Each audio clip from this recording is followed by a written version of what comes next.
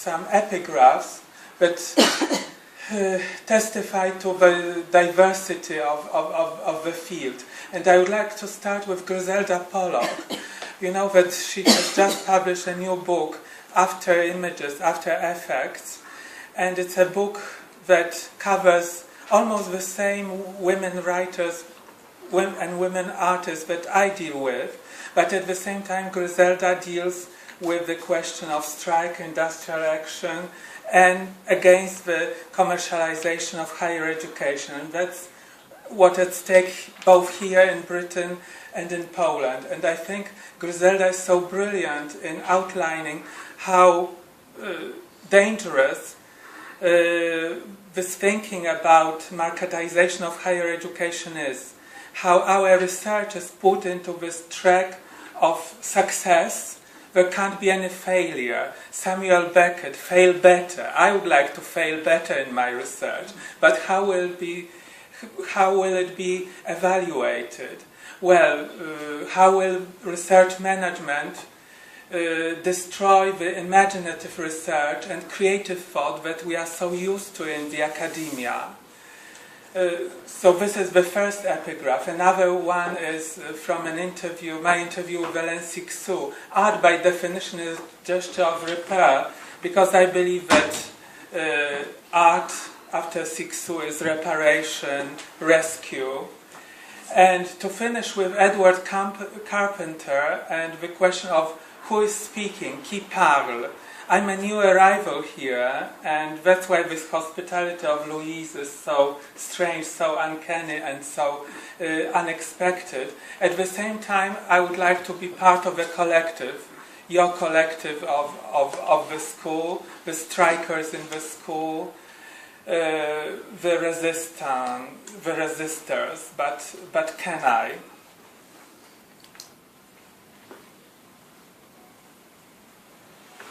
Well, to remedy our situation of being obliterated, being crushed by both neo-Nazis and neoliberals, I think that hospitality may be a project of remedy. Of course, it's a utopia, and I will speak more about utopia very, very soon. I think that the ambivalence of our situation, whether we be in Eastern Europe or the so-called Western Europe, can be defined through the Derridean neologism of hospitalité, this word that comes almost from Alice in Wonderland. I mean, Derrida collapsed the two words, hostility and hospitality. We are somewhere in between. And precisely to fight this predicament, we have such brilliant women artists as Pussy Riot and Femen, who not only perform human rights, but also make us participate in the public sphere, make us democratize things, make us do action. Funnily enough, the Polish word for hospitality embraces otherness. And this is a source of hope for me. We'll still talk about hope. I think although this plight of us being in between the crush by neoliberals and neo-Nazis is tragic, there's still hope.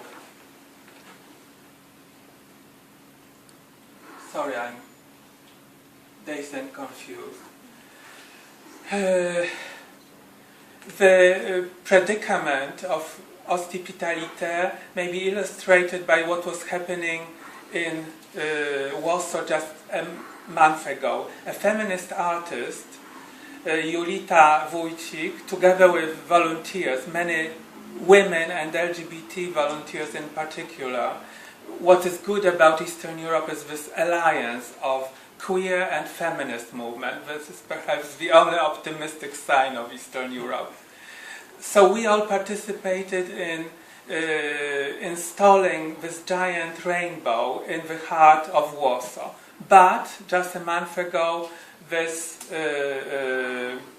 installation was burned down by neo-Nazis when they rioted in the streets of Warsaw. Yet, a couple of days later, people started convening in front of the rainbow and rebuilding it with natural flowers, and there was a kiss-in happening under the rainbow. Well, this is what epitomizes what is happening in Eastern Europe.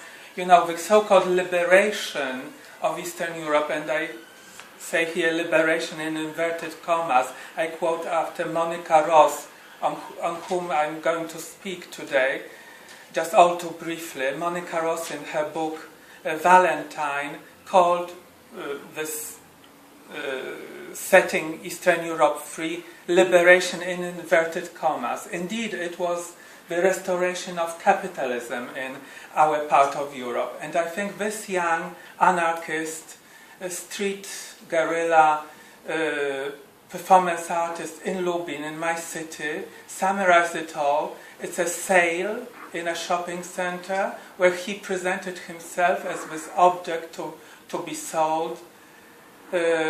Sale, human being, 9.99 zlotys, the Polish currency.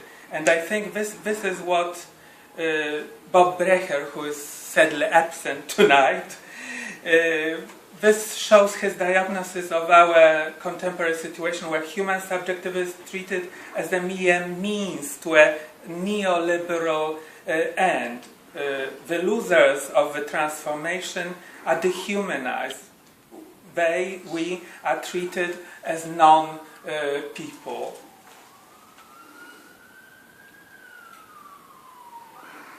Visibility and audibility is all important in Eastern Europe, but also here. We took part in an LGBT visibility campaign in Poland.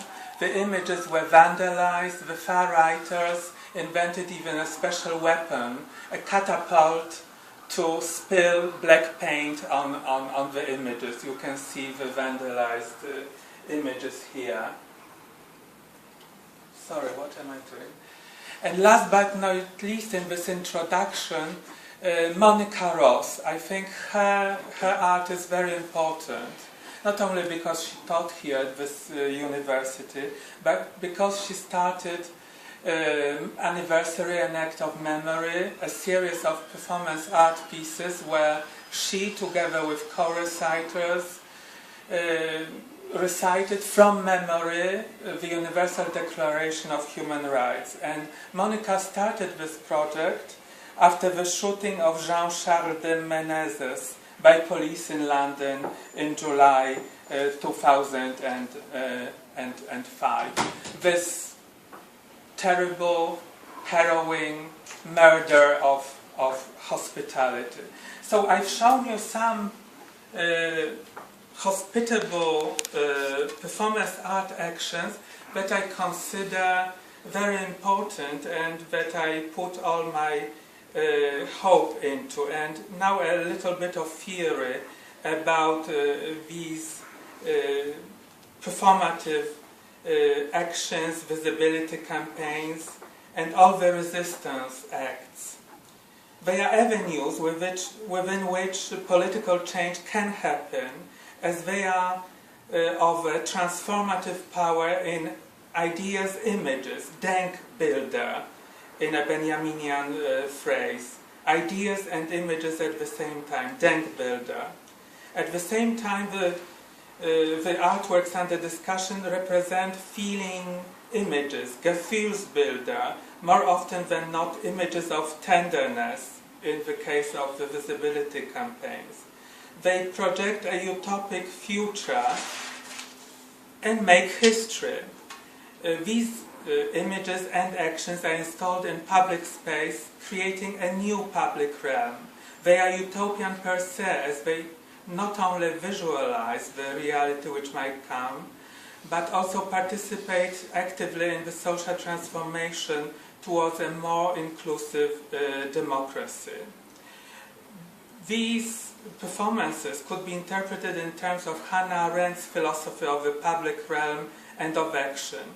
In fact, these actions could be regarded as what Richard Bernstein demonstrated as Arendt's notion of action that parallels the artistic phenomenon of action painting. Likewise, this is action in visual culture, art in a public space. In an Arendtian way, these performances endeavor action